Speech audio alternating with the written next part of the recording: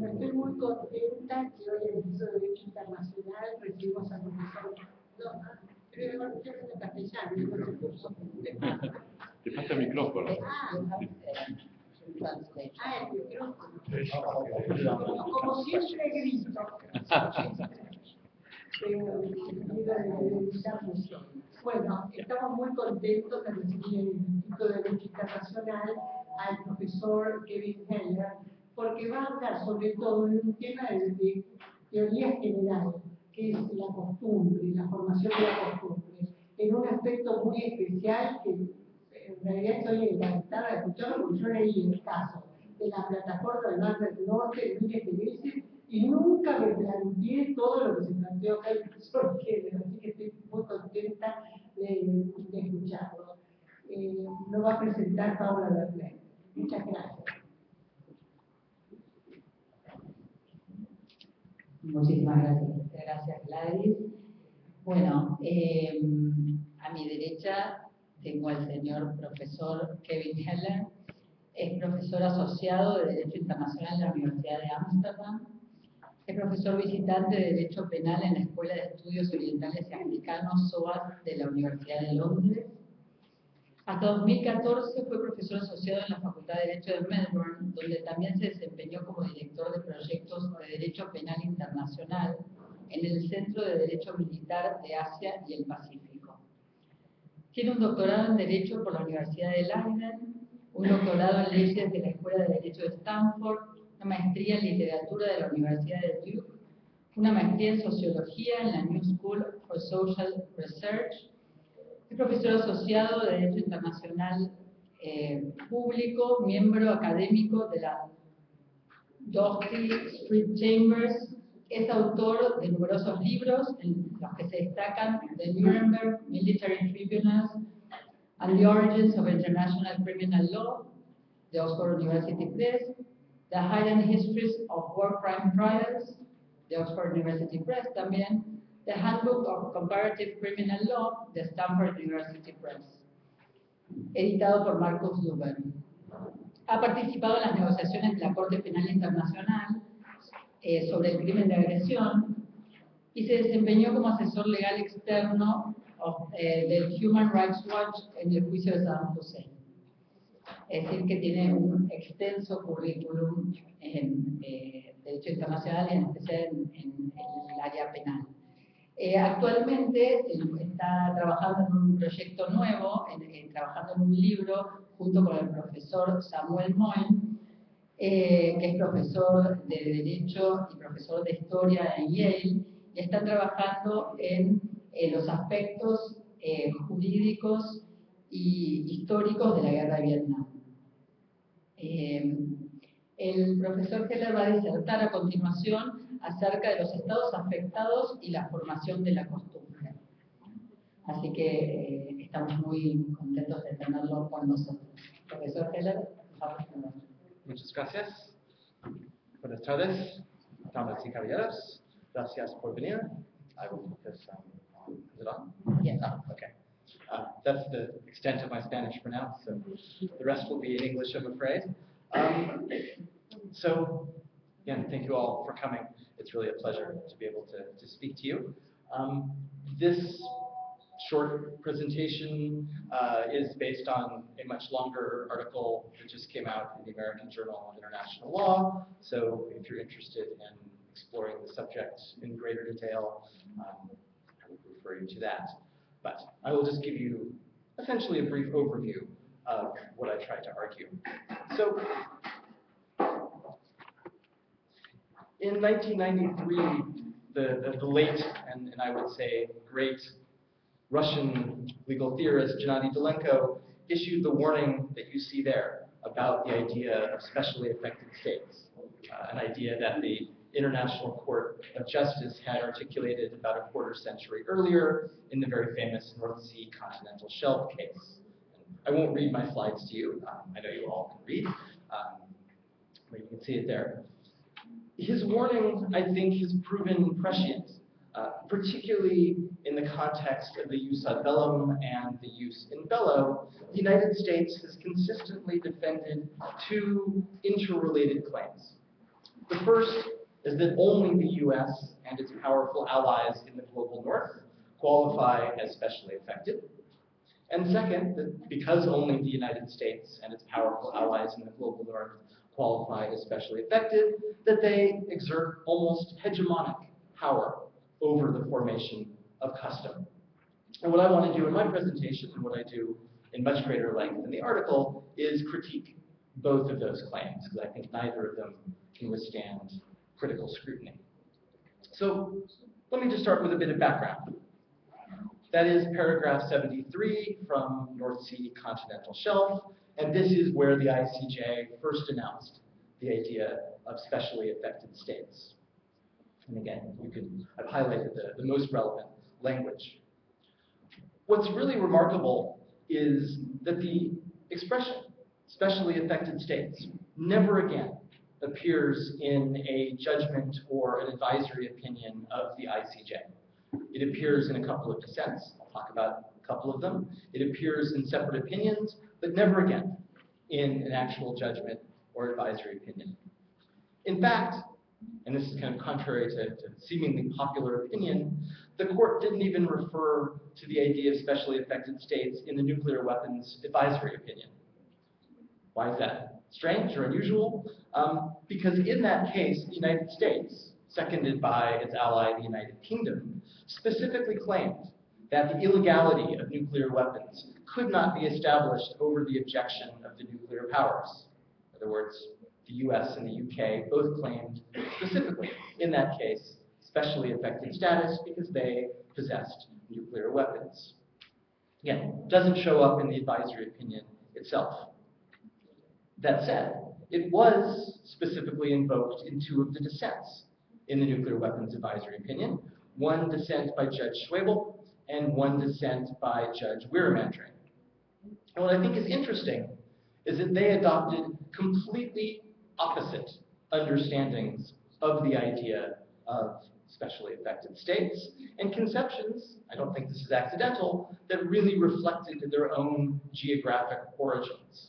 So Judge Schwebel, the US judge, he really emphasized the importance of the nuclear powers. For him, the specially affected states were those that actually had the nuclear weapons that other states were trying to argue were prohibited by customary international law. Judge Weiramantre, the Sri Lankan judge, exactly the opposite. He emphasized the effect that the use of nuclear weapons would have on other states, and he considered those states to be the ones that were particularly specially affected by nuclear weapons. Now, the only other judgment that's even really worth mentioning in this context is a more recent one, the Marshall Islands case. As you probably know, the court didn't actually reach the merits in Marshall Islands. But if you look at its preliminary objections judgment, I think it's quite clear that the court did in fact consider the Marshall Islands specially affected with regard to customary issues involving nuclear weapons because of the horrible, horrible consequences that the state has suffered as a result of more than 5 decades of nuclear testing in its vicinity. That's just a little bit of background. What about what the US actually says? If we try to summarize the ICJ jurisprudence, nothing in the ICJ jurisprudence suggests that a state should be considered specially affected simply by virtue of its power. On the contrary, I think if you read, and somewhat between the lines, the ICJ has suggested that a state can become specially affected in 2 different ways. Certainly, number 1, by engaging in a practice that other states do not, engaging in a non-universal practice, but also by being affected by a practice in a distinctive way, by being affected by a practice in a way that other states are not. What the US does is it completely ignores the second avenue to being specially affected. In its view, the only way a state should be considered specially affected is by actually engaging in a non-universal practice. That's very evident in the context of nuclear weapons, where again, if you look to see what the US said, they said that only the nuclear powers should be considered specially affected for purposes of custom formation. But it's even more striking in the context of the use in bello. The U.S. insists that its, quote, distinctive history of participation in armed conflict, in other words, the U.S. fights a lot, means that it is specially affected with regard to every issue involving the laws of war. Now, to be fair, the U.S. doesn't tend to come right out and say, we're powerful, so we're specially affected. Global North scholars, however, don't have any similar inhibitions. I quote probably 15 different Global North scholars in the article. Let me just quote 2 for you here. And I picked one because he dismisses Argentina. My friend Ken Anderson, who basically says, well, come on, the United States, it's so powerful, it does so many things, of course it's specially affected. Its ideas matter much more than those of Argentina or Germany. Don't know why he chose those 2, but I'm glad that I got to use that one here. So they have been extremely forthright in saying that it is the powerful states that are specially affected. I think it's fair to ask whether that very northern-centric understanding of the idea of a specially affected state really is defensible.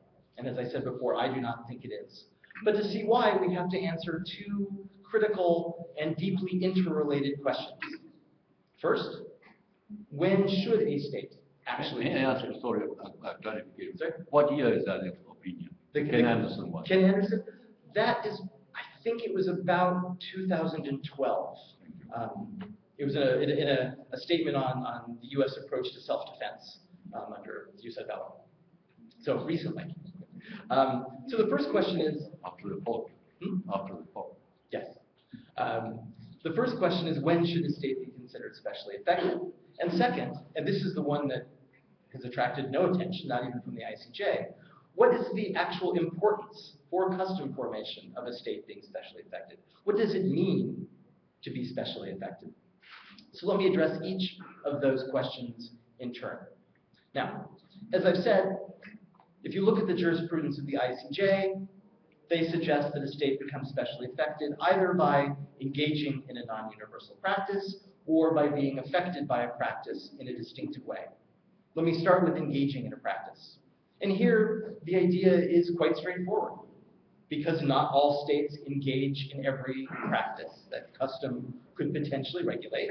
States that do engage in the practice should be considered specially affected, and the states that don't engage in the practice should not. Again, that's pretty straightforward. But I think it conceals a number of important and difficult issues. The first issue is the rationale for considering a state that engages in a non-universal practice to be specially affected. Why should a state be considered specially affected? Simply because it engages in a practice that other states do not. And I think there are basically 3 rationales here. The first is that they simply have more to lose than other states if a practice that is currently permissible were to become prohibited by custom. And I call this the cost rationale. So, trying to approach this from a very value-neutral way, there are many states in the world that use anti-personnel mines in armed conflict. It's a valuable, if deeply troubling, war-fighting tool.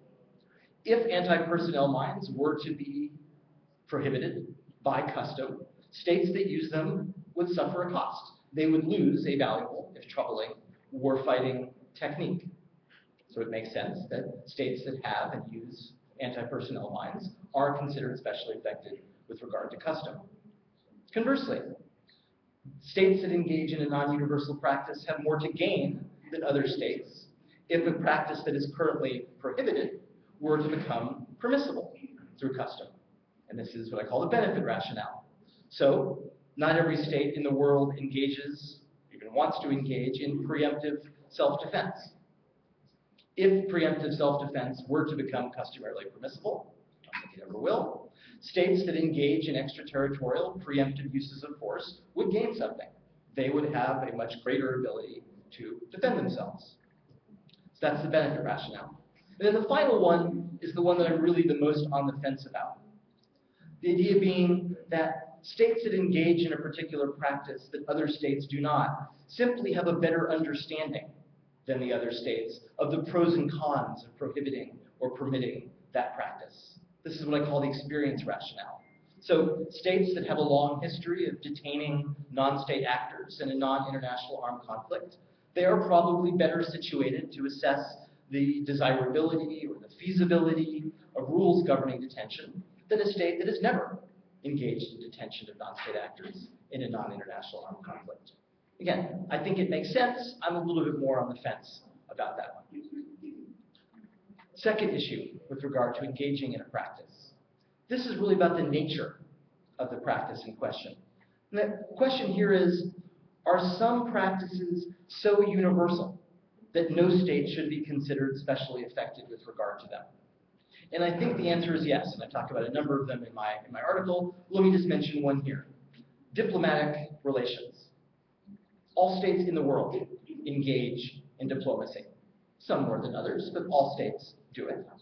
So I think it would be difficult to argue that any individual state should count more than any other state when determining, say, whether a provision in the Vienna Convention on diplomatic relations qualifies as customary. I simply think it's the kind of universal practice where all states really should be considered equal in terms of custom formation. The last issue with engaging in a practice. The last issue is about the temporality of practice. And here the question is, what if a state can't currently engage in a practice, but is on the verge of being able to do so? It's developing the capacity to engage in a practice that other states do not. Should that state be considered specially affected, even though at this very moment in time, when we're debating custom, they don't engage in it? Let me give you an example. At this very moment, there are only 2 states in the world that can operationally deploy blinding laser weapons: Russia and the United States. A number of other states, particularly the United Kingdom and China, are on the verge of having operationally deployable blinding laser weapons. So should, if we're debating custom, should the UK and China be considered specially affected? And I think they should. I think as long as it's reasonable to believe that in some kind of relatively short, lots of weasel words, relatively short time frame, a state will develop the ability to engage in a practice, that they should be considered especially affected with regard to that practice. And I think it would be difficult for the United States to disagree with that kind of expansion of the temporal frame. The United States claimed that it was specially affected with regard to space exploration and the mining of the deep seabed long before they actually had the technological capability to do either of them. They basically said, we're much closer to exploring space and deep sea mining than everybody else, so our views count more than the states that are farther away. So I think that they would accept a general broadening of the temporal frame. So just a couple of issues about engaging in a practice. Well, what about the other prong? What about becoming specially affected because a state is distinctively affected by a practice? Again, the US completely ignores this aspect of being specially affected. But there's no reason why a state that is distinctively affected by a practice shouldn't be considered specially affected. After all, the name of the doctrine is specially affected states, not specially acting states. And I think Judge Weeramantry, in his dissent in the Nuclear Weapons Advisory opinion, really captured the rationale for this category. And I'll let you read that. But it just makes sense. Nuclear weapons. How can you say that only those that have nuclear weapons are specially affected by it when their use would have catastrophic effect on other states? Now, I hope it's self-evident that a state shouldn't be considered specially affected simply because a practice has some effect on it. Again, the doctrine is one of special effect. It is not simply effect more generally. So the question we really have to answer is, what makes an effect special? Let me raise a couple issues here. The first question I think we have to answer is the parallel to the one that I discussed earlier. Are there some practices that affect all states so equally that none of them should be considered specially affected with regard to custom? Judge Shahabuddin, in his dissent in the Nuclear Weapons Advisory opinion, said yes. He focused on nuclear weapons. He said, every state in the world is specially affected with regard to the use of nuclear weapons, and thus none of them are specially affected, because any use of nuclear weapons would rapidly lead the entire world to be uninhabitable. And that's pretty compelling. I mean, yes, if you have a nuclear weapon dropped on you, you might suffer particularly catastrophic effects. But in any kind of global thermonuclear war, there will be no one left. So recognizing specially affected states, I think he makes a very strong case. Beyond that, and some scholars have argued for a whole bunch of other situations in which every state should be considered specially affected. Beyond that, I'm a little skeptical. I don't think there are that many practices that affect all states to the point where we should simply rule out the idea that some of them are specially affected. So every state in the world can be engaged in an armed conflict, but not all of them are. Every state in the world could be affected by terrorism, but certainly some are affected by terrorism more than others. So of course there are practices that affect all states. Just think about carbon emissions and global warming.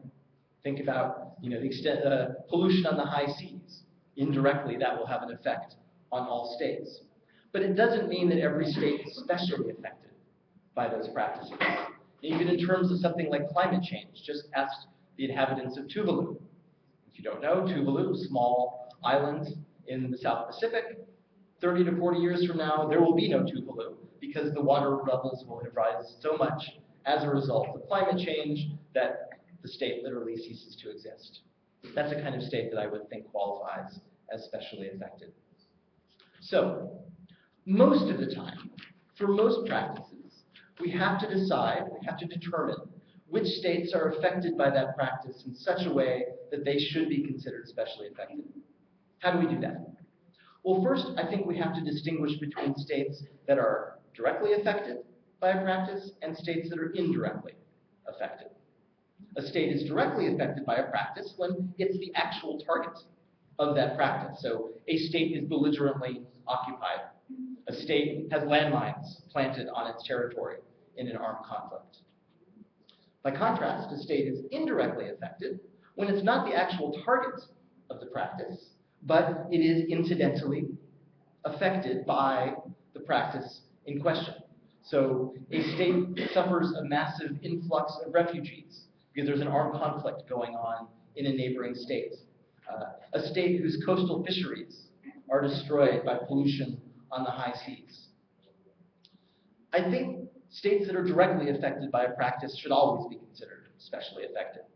The real question is, what about those that are indirectly affected by a practice? How do we determine what separates the specially affected states that are indirectly affected from the non-specially affected that are indirectly affected? And at the polls, it's not too difficult.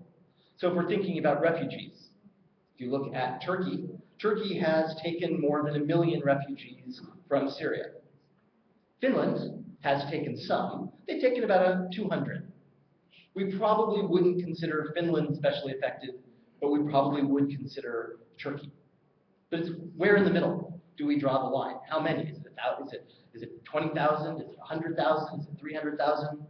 I don't see any coherent way to objectively distinguish between how much indirect effect is enough and how much is not. And I think the biggest difficulty to actually trying to give some practical effect to the notion of specially affected states really has to grapple with this very fundamental indeterminacy. That's just a few of the issues. I want to turn now, in the rest of my time, to the second question. What does it mean for a state to be specially affected? The mere fact that we might accept the existence of specially affected states doesn't tell us how much more important those states are than the non-specially affected states in the formation of custom. We have to figure that out. If you look at North Sea continental shelf, the ICJ said nothing about the importance of being specially affected. So I've tried to do this in a very kind of analytical, almost philosophic way, although I gave a similar talk at Totella, and they're real legal philosophers, so I will not try to imitate them. We can imagine, however, that specially affected states, with regard to a potential customary rule, can stand in 3 different relationships to the rule. We could have a situation in which all of the specially affected states support the potential customary rule.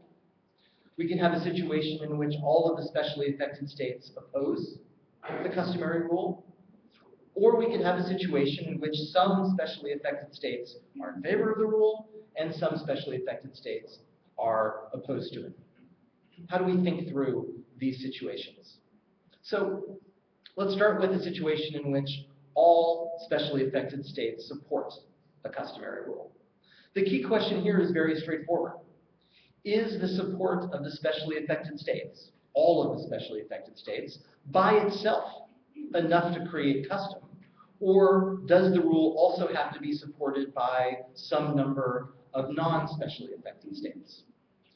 What surprised me when I was doing the research for this is that there's actually quite a few scholars who think that specially affected states by themselves can create custom if they all agree with each other. So someone for whom I have tremendous respect, Malcolm Shaw. Custom may be created by a few states, provided those states are intimately connected with the issue at hand, by which he means specially affected. Now, I simply think that this understanding of specially affected states cannot possibly be defended. I don't think it can be reconciled, in particular, with North Sea continental shelf. I bolded the language. A very widespread and representative participation in the convention, we're talking about conventions passing into custom, might suffice of itself, provided it included that of states whose interests were specially affected. So I think the better position is that the participation of specially affected states is a necessary but not a sufficient condition of custom formation. Even if all the specially affected states support a rule, there still has to be widespread and representative participation of states as a whole, including states that are not specially affected. That standard, I think, recognizes the special importance that we do attribute to specially affected states, but it doesn't disregard the sovereign rights of the non-specially affected states to have some role, if a slightly less important role, in international lawmaking. That's the first situation. What about the second situation, in which all the specially affected states are opposed to a customary rule? Here, I think what we can call counter-majoritarian effect of the specially affected states doctrine is really at its peak. Why?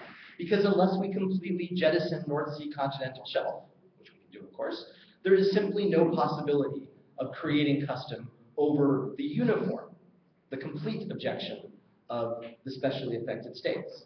As long as they maintain some kind of unity, they simply have a veto over custom formation.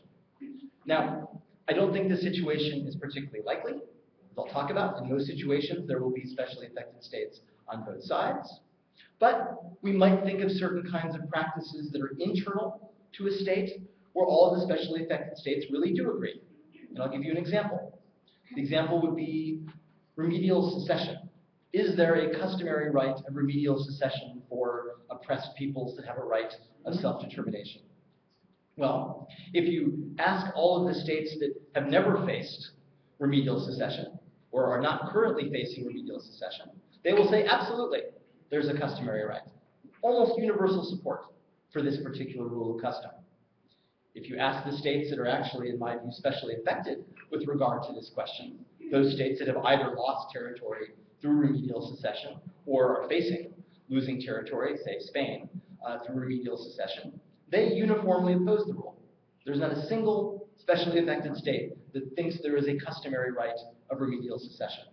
So in my understanding of specially affected states, there is no chance of that rule, that right of remedial secession, passing into custom.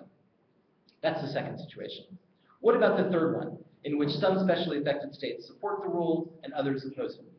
Again, I think this is going to be by far the most common situation. The question here, and I think it's a very difficult and daunting one, is how many is enough? What percentage of specially affected states have to support a rule to overcome the objections of the specially affected states that oppose the rule? Do nearly all of them have to support the rule? Is it a supermajority? Is it, simply a half plus one, a bare majority? Now, I go into quite a bit of detail in my article trying to answer that question. Let me just cut to the chase. I think that the sovereign equality of the specially affected states, inter se, among themselves, suggests that the rule is one of majority, that a majority of specially affected states have to support a customary rule to overcome the objections of the minority.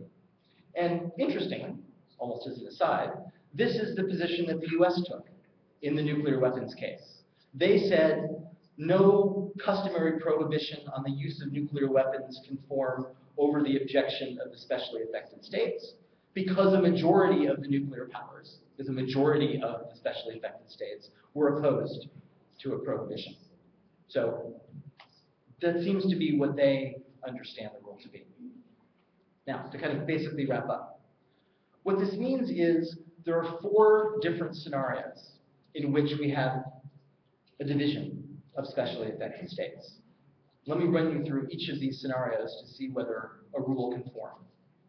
In the first situation, we have a majority of specially affected states opposing a customary rule, and there is no widespread and representative support for that rule by the non-specially affected states.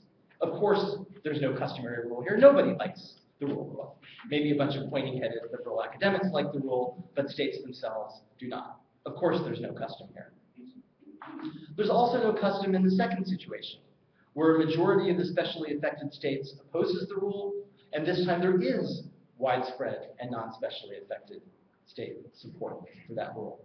This is just a weaker version of where all of the specially affected states oppose the rule. Again, if a majority of them opposes it, I still think that the custom cannot form over their objections. And here we could talk about anti-personnel mines. Again, almost all states that don't use anti-personnel landmines or never have had anti-personnel landmines used against them, they're all in favor of a customary prohibition. If you add up the specially affected states, an overwhelming majority oppose any customary prohibition on anti-personnel landmines, even some that become specially affected by being affected. Vietnam, which has suffered the most of any country in the world from anti-personnel landmines, even they, for some reason, are not in favor of a customary prohibition. I have no idea why, but they're on record as opposing it. So no rule there either. What about the third situation? Here, a majority of the specially affected states supports the customary rule, but there is no support from the non-specially affected states. This is the same as a situation in which all of the specially affected states are in favor of the rule. I don't think it's enough. There has to be widespread and representative participation of states generally, including the practice of the specially affected states. So, lastly, the fourth situation. Here, a majority of the specially affected states supports a potential customary rule, and there is widespread and representative support by the non-specially affected states. This is the one situation in which I think you have the existence of a customary rule. The majority of specially affected states can overrule the dissenting specially affected states. And let me just give you 2 examples. The first one is nuclear testing. At this point in time, there are only 3 countries in the world that are formally opposed to a categorical prohibition on nuclear testing. Those states are India, Pakistan, and North Korea. Even some of the nuclear states, like the US and the UK and France, they're on board with a comprehensive prohibition on testing. So an overwhelming majority of specially affected states wants a categorical ban. Pretty much every other state in the world wants a categorical ban. I think that's a situation in which we can say there is a customary rule created. Then the second one, belligerent reprisals against civilians. There are only 2 states in the world that still insist on the right to engage in belligerent reprisals against civilians. That's the United States and the United Kingdom. All of the other states, including states that have in the past engaged in belligerent reprisals against civilians, are very much in favor of a prohibition. So I don't think the US and the UK can outvote the vast majority of specially affected states that want the rule. So let me conclude. The late, and I dare say great, Ian Browley once wrote, quote, "The hegemonial approach to international law may be defined as an approach to the sources which facilitates the translation of the difference in power between states into specific advantages for the more powerful actor." I would suggest that the doctrine of specially affected states is a perfect example of the hegemonial approach to international law. The US has very, I think, self-consciously developed the doctrine in a way that would privilege its voice over the voice of the far more numerous states in the global south. And it has done so, I would suggest, for one reason and one reason only. Because in fact, a more theoretically defensible understanding of the doctrine of specially affected states, one that emphasizes those affected by power as much as those that use and possess the power, would mean that it's the global south and not the global north that has the ability to dominate the formation of customary international law. Thank you.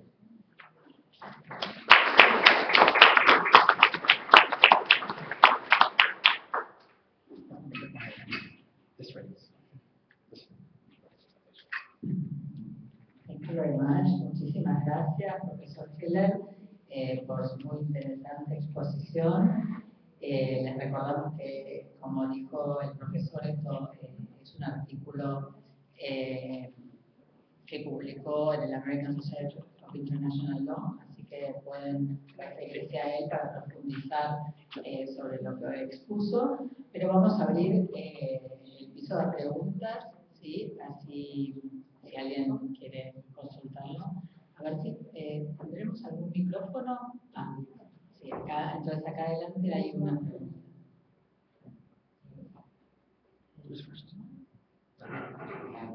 ¿Se puede presentar, por favor? Yes, indeed. My name is Fleming. I'm retired ambassador, career diplomat. Thank you very much, Professor Heller, and thank you, Gladys, for having organized this very interesting session. It's extremely, I think, valuable and singularly important, I think, for us. I mean, I consider ourselves, maybe we may be not specially affected, but we are specially concerned. And I found that you refer to several layers. The major one referred to is the nuclear weapons. And then basically you take the opinions from judges and jurists that basically are basing their views on such subject. It's a little bit too far away and too far-fetched for us, in a way that perhaps only during 1982, when we had the conflict and there was a suspicion that there were some nuclear-powered submarines with nuclear weapons in the South Atlantic, that could be a situation where your statement, your presentation would apply. But there is an aspect that you passed rather quickly, and I would be very grateful if you could further elaborate. It had to do with the self-determination.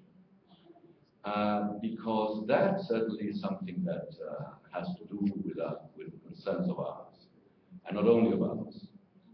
Basically, you are aware of that. In fact, when I tried to inform myself about your lecture, there was a lot of reference to the situation of this particular island, Malvinas Falklands. And it would be very valuable, perhaps, not perhaps, it would certainly be very valuable if you could elaborate on that, please. Thank you so much. Do you want a question at a time? We'll do one. Okay. Well, thank you for the kind words and the question.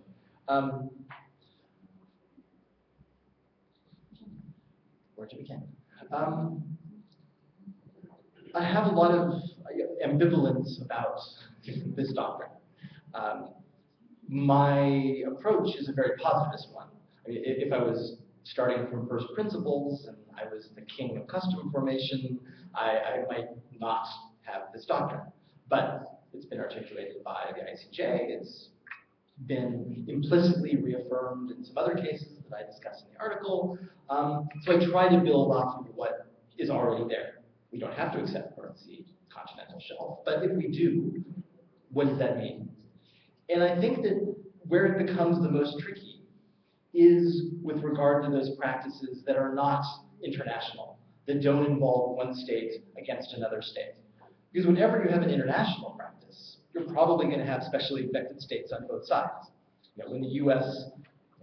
attacks a non-state actor in Somalia, well, the U.S. will be specially affected with regard to the right of self-defense, and Somalia will. And they'll probably disagree about whether you can use force in those situations. But when you have a purely internal practice, like a self-determination movement and a question of remedial secession, you really only have one state. And all the states that face remedial secession that face some kind of people with a right of self-determination, they're probably all going to be opposed to any kind of customary right that is going to, impair their territorial integrity. So all I can really say is that if one takes this approach to specially affected states seriously, specially affected states really do have a veto over custom if they all agree with each other. And in the context of remedial secession, I looked very hard because my political sympathies will often be with the people struggling for self-determination. But this is one of those situations in which states all vote with their self-interest.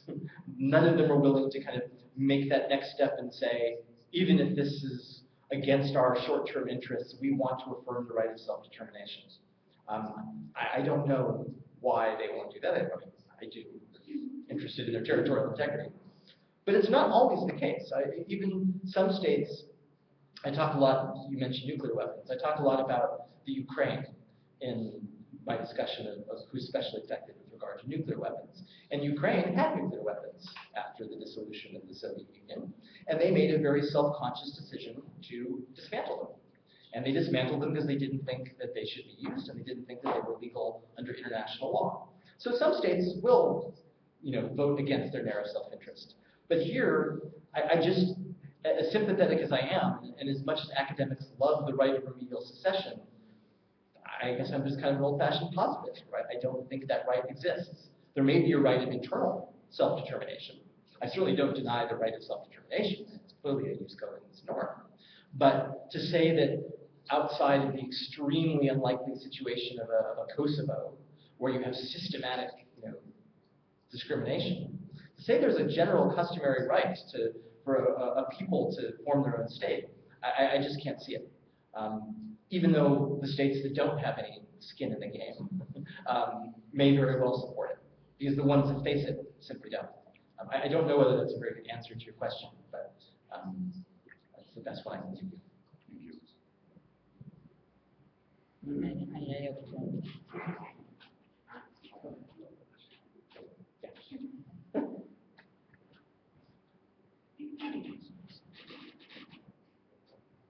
You just said that there are only two states which are not opposed to attacking civilian population, the UK and the US, and all the others, except customary law in principle, they are against it. But it's interesting that many of the states would say so, in actual practice don't respect it. And on the other hand, I would suggest that the UK and the US, even though they are not against it, are more careful in pursuing it. On the other hand, it says here the hegemonic approach to international law. Is this actually a critique or a statement of fact? Two excellent questions. Good question. With regard to the first one, you're absolutely right that the prohibition on belligerent reprisals against civilians is often honored in the breach by states that would otherwise be happy to commit themselves to not accepting them. And it gets back to the question that the court discussed in Nicaragua, which is, when does action inconsistent with a customary rule reinforce the rule or lead to the creation of a new rule? I would suggest that most of the time when states engage in these kinds of belligerent reprisals, they're reinforcing the rule. They don't actually think that what they're doing is legal, they're just trying to kind of get away with it, like the US torture, say. But what I do deal with in the article at great length is, well, what about a situation where a state is literally breaking international law in an attempt to create a new rule? Should that state be considered specially affected, given that they're acting unlawfully? And again, it's very tempting to say no. It's tempting to say you don't get to be specially affected if you're breaking the law. I actually resist that. I resist it because I think it's very important in this context to be value neutral and to say what makes a state specially affected is really not normative, but factual. Are they engaging in a practice that others aren't? Are they affected in a way that others aren't? And to say, well, I'll use a very dramatic example. To say that South Africa isn't specially affected with regard to apartheid, nobody's in favor of apartheid, but to say they're not specially affected strikes me as a complete fiction. I mean, of course they were. They were specially affected by apartheid in a way that no other state was to that extent. So I would be happier to kind of trust the secondary rules of custom formation, to say that, yes, you're specially affected if you engage in a terrible practice like apartheid. Yes, you're specially affected if you are breaking the law in order to change it. But if we reject the hegemonial approach, and I'll come back to your second question, then you have to convince other specially affected states to go along with you, and you have to convince the states that are not specially affected. It's not that it's not that the non-specially affected don't count. They do count. They just don't count quite as much. So I think even in a situation where a state is acting unlawfully and deliberately, they should still be considered specially affected. And so if in fact, I don't think is the case, if the US and the UK and some of these other states are engaging in belligerent reprisals because they think they're lawful, I think they're specially affected. But I don't think they're going to be able to, at this point in time, fundamentally change custom. Because they're really, they're sailing into the wind. Just like India, Pakistan, and North Korea really can't stop a customary prohibition on nuclear weapons, because unfortunately they're fellow nuclear states, and the states that are especially affected by virtue of Japan having a bomb dropped on them, and Marshall Islands suffering the consequences, they're outvoted, and the rest of the world is on board. So it's imperfect and kind of troubling to some extent, but I still think that the theory basically works. The second question is a really good one. Yeah, we're all legal realists now, aren't we? I mean, of course, international law does not reflect sovereign equality. Part of the reason why I kind of, insist on this kind of counter-majoritarian effect of specially affected states is to acknowledge that, international law doesn't always give us the answers that we would prefer politically. Most of the time it doesn't. International law is not, this is my SOAS side coming out, is not fundamentally about restraining violence. It's about channeling violence. It's about enabling violence. It's about the global north imposing universal rules through force on the global south. So of course it's a fact. All I'm really trying to do in this article, and I end it by saying this, is I describe it as kind of a cri de coeur to the global south, which is stop ceding the narrative terrain to the United States. Stop allowing the U.S. prevent the U.S. from being the only state to talk in the language of specially affected states, and to be the only state that claims specially affected status for itself. A lot of other states have, in my view, just as strong, if not stronger, a claim to being specially affected, and maybe it won't have a dramatic effect on the international law world, but the U.S. does gain an advantage when it says things like, we're specially affected with regards to all of the jus in bello because we fight a lot. So really it's about that there is some importance to the discourse of specially affected states, and that the U.S. is being allowed to push a very self-interested approach, and we should stop them from doing that, recognizing that you will never take power out of the formation of international law entirely.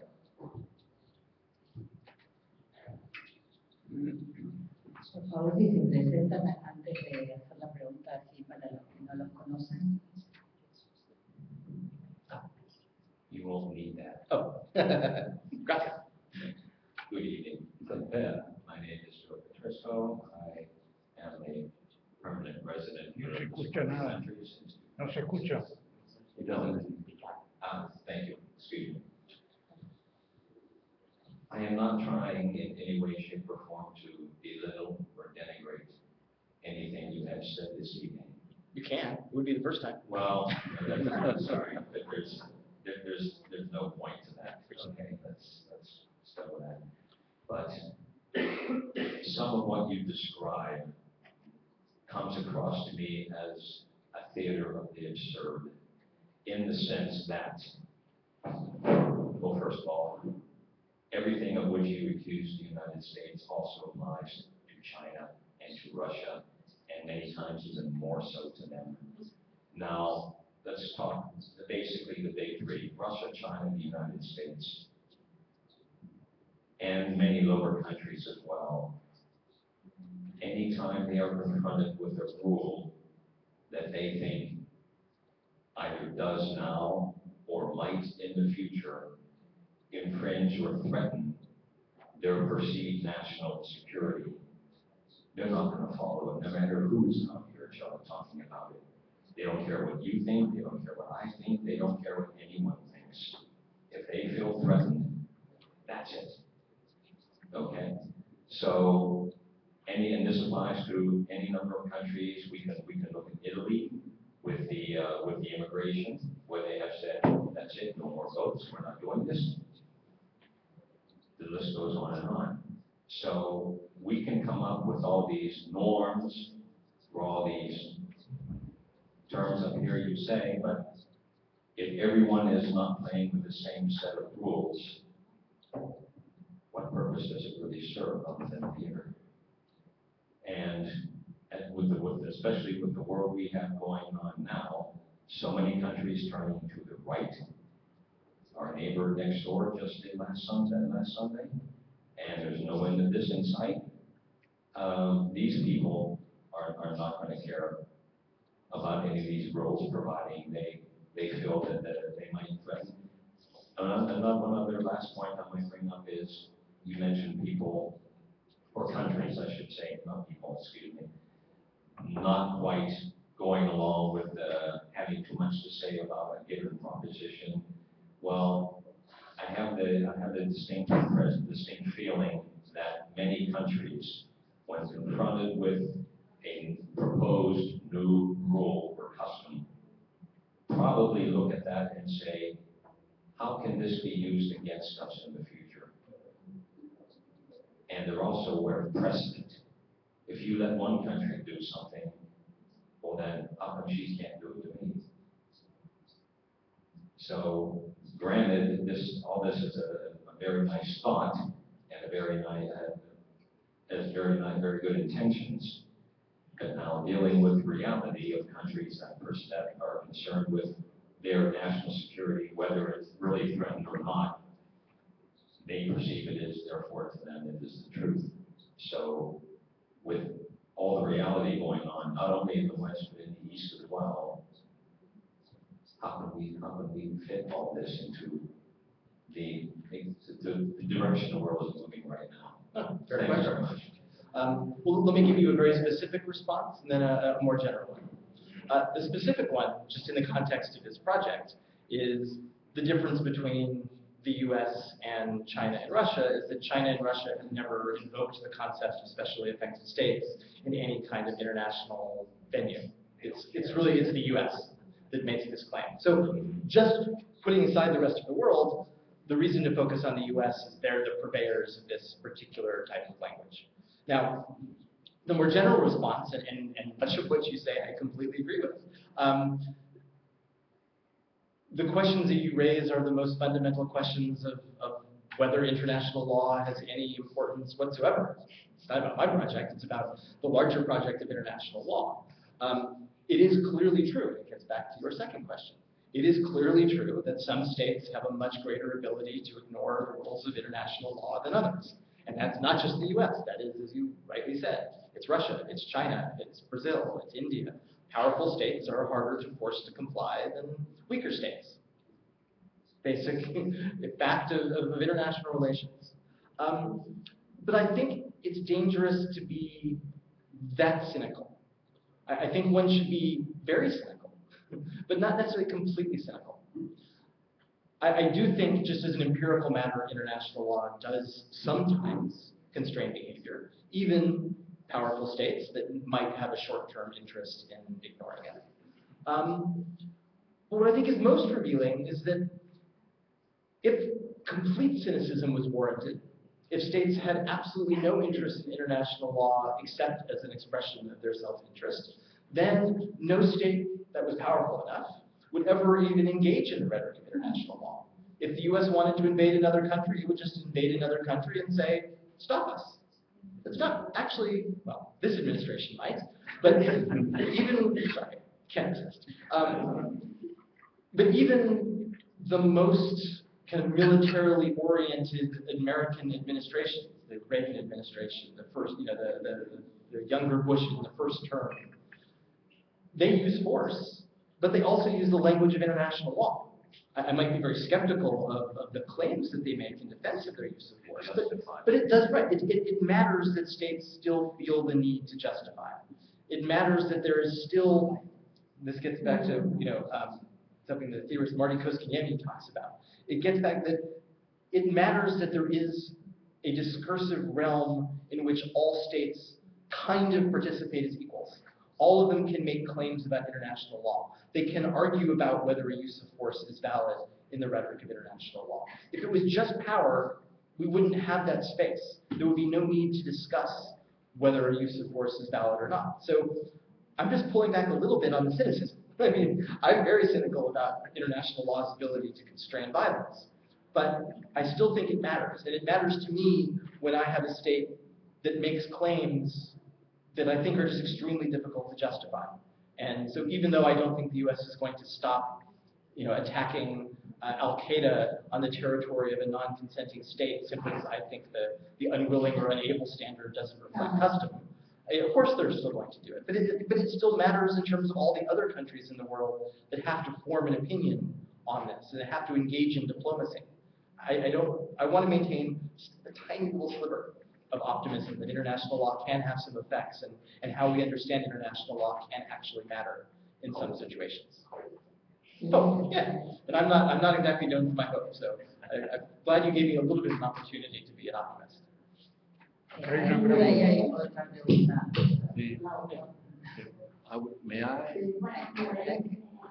María Fuente, profesora de la Universidad Católica Argentina. Gracias por tu exposición muy rica. Yo tengo un problema con los 4 escenarios, porque la teoría de los estados especialmente afectados se refiere al elemento material de la costumbre, que es la práctica de los estados, pero la costumbre necesita de otro elemento que es lo iuris. Entonces, ¿cómo reconciliar esos 4 escenarios frente al elemento iuris? Y voy un paso más allá. Voy al paso del objetor permanente, que es una práctica que ha sido registrada por la Corte en su jurisprudencia. Me gustaría que pudieras reconciliar tus 4 escenarios con esas 2 nociones de El artículo habla de objetor permanente. Also a very good question. Yes, I mean, I am very much bracketing the opinio juris question in this paper and just dealing with, is there sufficient state practice? And again, picking up from the widespread and representative participation requirement that seems to be pretty well accepted. I'm essentially presuming that the opinio juris follows along with the state practice, in which case, if a state is engaging in a particular type of practice or it's opposed to a particular type of practice, it means that it believes that it's a actual legal position. Where it's really interesting and important, the question, and I talked about this in the article, is, and it gets back to your question, powerful states can try to create a new custom through physical practice. They can break the law, and they can break the law and say, we're breaking the law because we want to change the law. That's the luxury of the powerful states. The weaker states, they really have to rely on verbal practice, verbal opinio juris, to change a rule. They have to go to the General Assembly, and they have to introduce a resolution, and they have to get states to support a new position. One of the ironies, I think, of this idea of specially affected states is I don't think a state becomes specially affected by constantly engaging in verbal practice. I don't think if you go to the General Assembly often enough and say, I'm against the testing of nuclear weapons, that makes you specially affected with regard to nuclear weapons. I think you have to engage in the physical practice. So there is a bit of an asymmetry. We still reward the powerful states, because the powerful states that can engage in physical practice to change the rules, by virtue of engaging in that practice, they become specially affected in a way that the ones who go to the General Assembly don't. But I don't see any kind of way around that unless we try to recognize verbal practice as the kind of practice that can create special effect. I don't think you can. doesn't really exactly answer your question. But I I'd have to think about it. Again, I'm presuming that kind of built into the overall requirement of widespread and representative participation that has to be specially affected states and non-specially affected states, that you're talking about situations in where there is, if you're creating a new rule, sufficient opinio juris to actually create that rule. And it's true that a state might be specially affected in a very narrow sense by engaging in a practice, but they may have said nothing. They may not actually defend the practice. They may not say why they think that the practice is legal. In that case, our normal rules of opinio juris would apply, and we might not find the custom. But that's kind of an extension of the theory and beyond what I was trying to do here.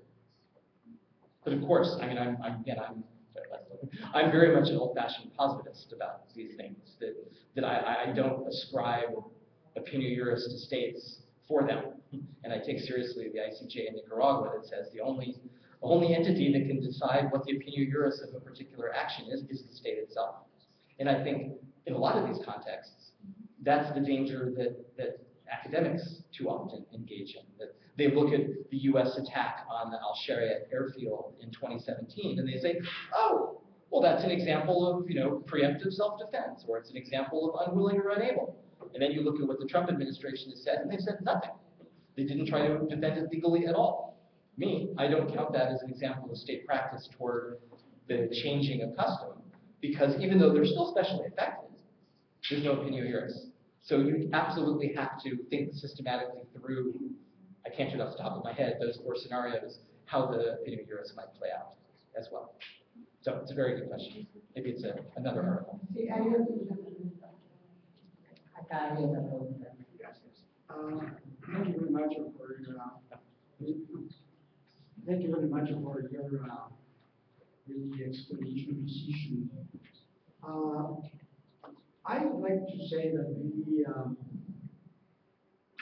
you didn't make, I think, special remark regarding the importance of opinio juris, as the lady said before. And something that is, I think, essential, which is not exactly juridical, it's political. But in international law, and it's one of the foundations of international law, which is the legitimacy. Now, regarding the position, what does it mean, legitimacy? What is legitimacy?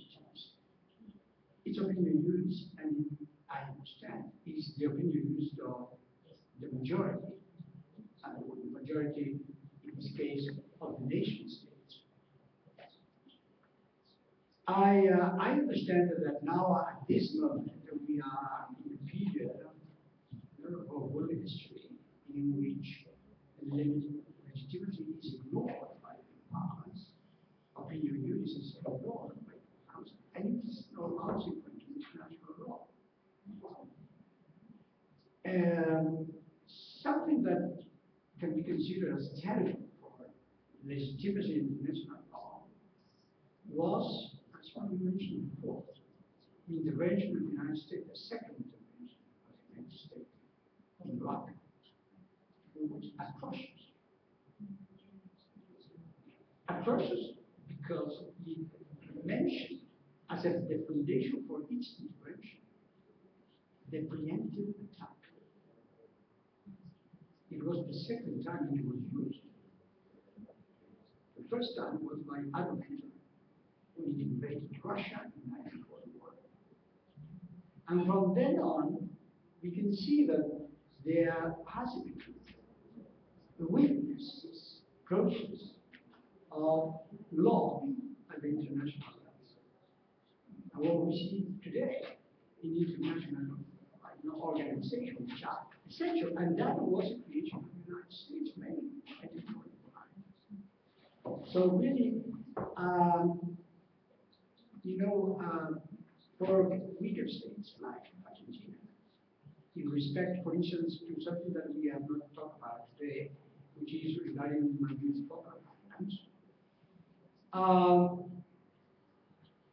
The process of colonization is based mainly on legitimacy, opinion juris, and because rules which are really an obligation, most of them, regarding decolonization, are rules set up on legitimacy.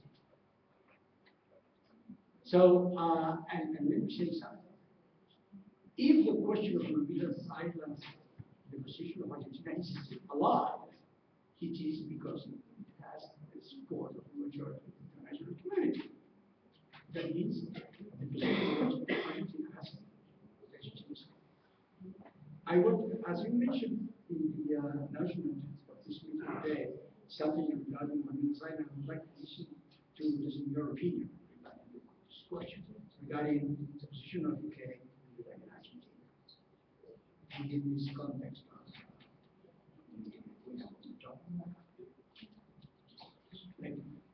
Okay, there's a lot there. So let me pick out a couple of strands to respond to. So the legitimacy question. I mean, part of what motivated me to start thinking about this topic was kind of two ideas that pulled in different directions. On the one hand, trying to take sovereign equality seriously. That all states, no matter how powerful or weak, have some role in international lawmaking. And one of the things that frustrates me the most about debates over custom is that the voices of the global South just constantly get silenced. The use of force being the best example. The idea that we're still debating whether unilateral humanitarian intervention is lawful when every couple of years the non-aligned movement, representing 130 states, says no, it's not. You can't even have that debate in an intelligent way unless you ignore those constant statements. So part of the project is really motivated by saying, on any issue, we have to listen to all of the voices of all of the states. By the same token, I do kind of buy, as I reconstruct it anyway, the notion of specially affected states. I think that the ICJ was onto something. Very different context, but in North Sea continental shelf, it makes sense. Well, if we're talking about customary rules of coastal delimitation, yeah, if you have a coast, your views should count for more than states that are completely landlocked. That makes sense, and I was trying to build on that. So the role of specially affected states in this context is to, on the one hand, acknowledge that there are some situations in which the voices of some states should count for more, but to insist on the right of all states to have some say, knowing, I don't agree with Malcolm Shaw that specially affected states can make custom all by themselves, to strike that balance. Everybody counts, but in some situations, some count more than others.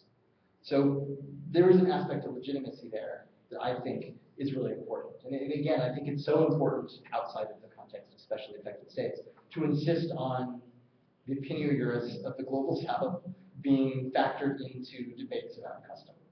Because really the entire discourse, and this is not just the United States, this is the US and Russia and China, when they talk about custom, all of the other states of the world seem to conveniently disappear.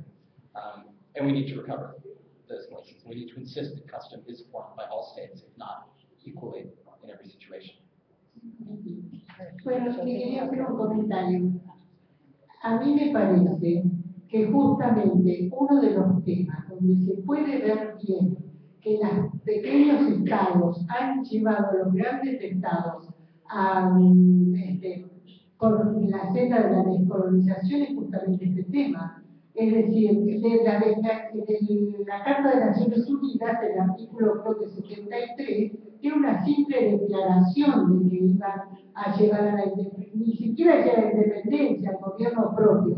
Y después, cada vez eso desembocó en todo el proceso de descolonización de Naciones Unidas.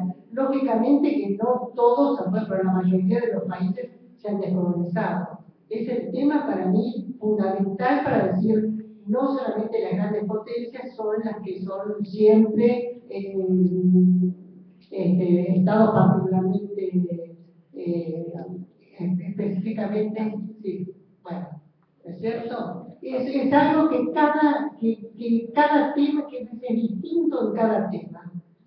No es todo igual, no se puede decir en todas las partes que es en todos los temas igual. Yeah, an excellent point.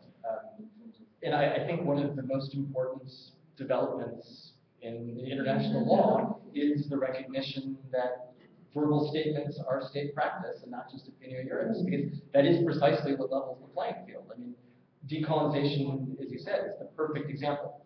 Those norms have emerged through the General Assembly resolutions, the Declaration on Friendly Relations, and so forth. If we still were living in a world where only physical practice counted, well, physical practice favors powerful states. And it's quite an accomplishment. You look at the new International Law Commission draft conclusions about custom, nobody questions anymore that verbal practice is state practice. That was very controversial, as you know, for a very long time, and it's a win. And so I get to be optimistic a few times today. That's very unusual for me. I think it's also very important to understand not just specially affected states, and I didn't talk about it today, but the idea of a persistent objection, the idea that you can get out of a customary rule by constantly raising your hand and saying, I don't accept this. If you look at the origins of the persistent objector rule, it was the global North's response to the rising power during decolonization of the global South. Very self-consciously, they were afraid of the kind of democratic underpinnings of custom, and they wanted to give themselves an out, an escape valve. I think specially affected states functions very similarly in the way that it's being constructed by the US. It's even more dramatic. Persistent objection just says, okay, there's a rule, you're all subject to it, but we're not. This actually says that there's no rule for anybody because the specially affected states are blocking it. It's all a rear guard action. It's all a reaction to the rising power of the global South to create international law. And so, again, what I'm trying to do is to de-arm the United States by pointing out that this concept that they seem to like actually can work very much in favor of the much more numerous states in the global South that are increasingly demanding to be recognized in custom formation. So I completely agree. It's a long answer to say that I completely agree. Perdón, yo también tengo un comentario. I have Last two? Yo coincido con Gladys en que en algún punto me parece que me hace ruido esta teoría porque hay muchos ejemplos en los que hay formación de costumbre importante por estados que no han sido poderosos. Esto se ve muy claro, por ejemplo, en el derecho del mar, cuando fueron los estados, sobre todo del Pacífico, de Latinoamérica, que empezaron una práctica para crear la zona económica exclusiva, o incluso antes, cuando se empezó la ampliación del mar territorial. Y al revés, los poderosos que eran claramente afectados porque eran los que hacían pesca lejos de sus costas, se oponían a estas ampliaciones. Y no obstante eso, no obstante la oposición, generó la costumbre internacional. Y no veo acá, en estos escenarios, cómo esto, digamos, sinceramente me parece que lo que afirma Estados Unidos directamente no, como hubiera dicho el doctor Lavero, no camina, ¿no?, en la práctica real del derecho internacional. Entonces me parece como forzado elaborar una práctica sobre algo que, si bien se da en muchos casos, como vimos, porque estuvimos exponiendo las cosas en que realmente sucede, hay muchísimos otros casos en los que la costumbre se forma por estados que no son los hegemónicos, digamos. ¿Me permite hacer una pregunta? Sí, esperé que contestara, ¿no? Ah, bueno, sí, adelante. Do you want to add? No. Again, excellent point. And I think the law of the sea is a really good example because it's one of the areas in which the states that we would consider especially affected are clearly not just the powerful states. I mean, if you go back to the North Sea continental shelf itself, clearly, lots of states that we would not consider major powers have coastlines and delimit their coastal shelf and all of that. So I think it's easier to see the kind of the conservative effect in the jus ad bellum, in the jus in bello, where there really are clearly powerful states that for whatever reason have a greater voice. But in the law of the sea, you would have, if you were applying my theory, you would have specially affected states on both sides, in which case it's much easier to create rules that don't necessarily affect the powerful. And that's why it's so important to not equate being specially affected with being powerful.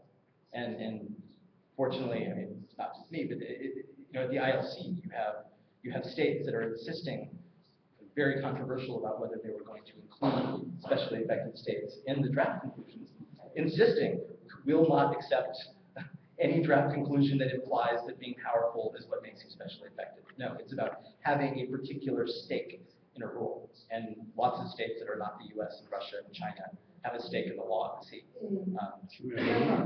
Las dos últimas, por favor, porque ya es muy tarde. Muy interesante. Estamos todos Adelante. Lo estamos acalorando al profesor. Sorry, lo siento.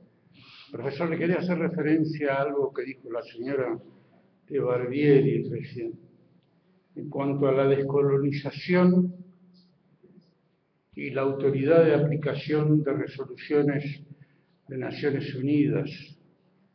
La Argentina sufre un ataque de colonización desde hace muchos años y no hay autoridad que pueda implementar una cuestión del cumplimiento del rule of law, que son los países que se atribuyen el cumplimiento del rule of law y cuando hay que aplicarlo, lo ignoran totalmente. Gracias. My question is complementary. Please. Can I? In fact, lo voy a hablar en español porque usted no habla inglés. Realmente estamos como en la misma idea. Yo quisiera dar vuelta al argumento que usted nos presenta y mirarlo desde otro punto de vista, desde otra posición. En lugar de los países hegemónicos estableciendo una costumbre, ¿qué sucede con países como el nuestro? Que existen resoluciones que piden que negociemos una solución a una disputa. Y eso es totalmente ignorado por la otra parte porque no le presta ninguna atención.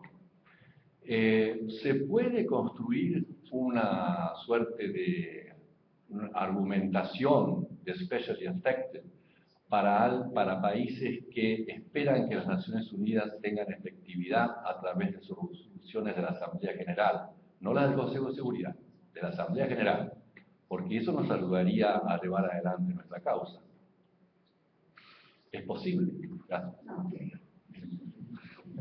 I'm glad I get all these really easy questions about the I'm obviously, what I think should be pretty clear reasons, reluctant to say too much about the Argentinian experience because everyone in this room knows vastly more about it than I do. I can address the general issue, of course. Again, international law certainly suffers from an enforcement deficit, particularly when powerful states are involved. I think there's some very interesting debate about the power of the General Assembly. I talk about this in my public international law class when we talk about unilateral humanitarian intervention, and I give them my explanation of, from a positivist standpoint, why you can't possibly argue that it's lawful. But then they say, okay, well, what do we do about Syria? I'm putting it in language that I know a little bit more about. So we just have to accept Assad butchering his own people and using chemical weapons against them. And in a narrow way, the answer is yes, but in another way, maybe not. There's some really interesting debate about whether under the Uniting for Peace resolution, the General Assembly could authorize some kind of coercive intervention in a state that was systematically oppressing its own people. I'm not completely sure that it works, But from a legitimacy standpoint, if 2/3 of the General Assembly were actually able to agree that the use of force was valid without the consent of the territorial state, it would certainly be a lot more legitimate than what we see from the Security Council, which is uses of force authorized only in the interests of the states that have a permanent veto. Another case would be Palestine and Israel. Another case, yeah, absolutely. So, no. In a very cynical way, I've often argued that every state in the world that doesn't have a permanent veto should immediately unratify the UN Charter and then create the UN 2.0 with no permanent veto. No, states don't seem to have any interest in my proposal. But I think it's worth focusing a lot more on the powers of the General Assembly. It was talked about a ton in the 60s and 70s with decolonization, but it's kind of fallen out of favor. And the Uniting for Peace resolution has never been formally invoked to authorize force. But who knows? Maybe the General Assembly could assert itself and claim greater involvement in setting up adjudicative mechanisms and arbitrations than it does. Again, the General Assembly is by no means a perfect institution either, but it is representative of all of the world states. It certainly has more legitimacy than the Security Council does. So, I hope there will be more work done on what the General Assembly can do to ensure that international law is actually enforced, because we all know the Security Council is not going to do it for us. It's the best answer I can give you. Thank you very much. Deliberately staying away from Pero hay una cosa muy importante, lo último que digo, que a pesar de todo, los países que tienen controversia de soberanía, ¿no? Por ejemplo el caso nuestro con Gran Bretaña, no se presenta, no acepta las Naciones Unidas la autodeterminación. Yo he estudiado todos los países que tienen controversia de soberanía y esos no les han aceptado, incluso por ejemplo en Gibraltar no les han aceptado los que han hecho los plebiscitos y todo eso. Y termino con algo, que por mi salud mental y la de todos los internacionalistas, que soy quien señala y digo que todavía el derecho internacional está en un estadio primitivo a pesar de todos los desarrollos y es imposible establecer sanciones y que cada caso es una norma como el derecho penal interno. Yeah, I agree. I suppose on the bright side, I think Argentina comes off looking much better than the UK in everything involving the Falklands. I mean, it may not be at the level of enforcement of international law, but they clearly lost the discursive war, the rhetorical war, if nothing else. And we can all be kind of, enjoy the black humor of Gibraltar coming back to really haunt the UK in terms of Brexit. Yeah, I disagree. Muchísimas gracias por estar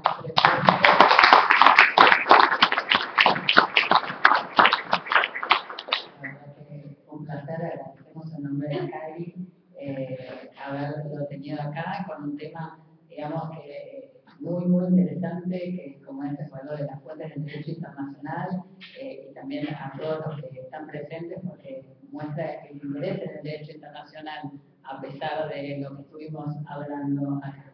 Así que, bueno, nuevamente agradecerle y, bueno, ya las secretarias en Cali siempre para volver a recibir. Que no dice que vuelve el año que viene. Así que lo vamos a volver a invitar.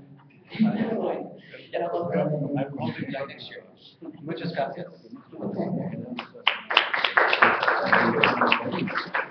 Los países que dicen que tienen aplicadores, por ejemplo,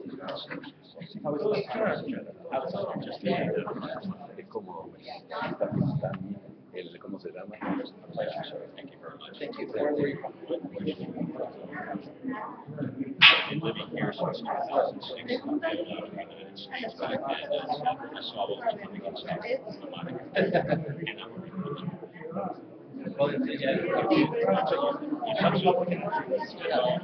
touched on the I'm common sense. It's not just one. But I touched on the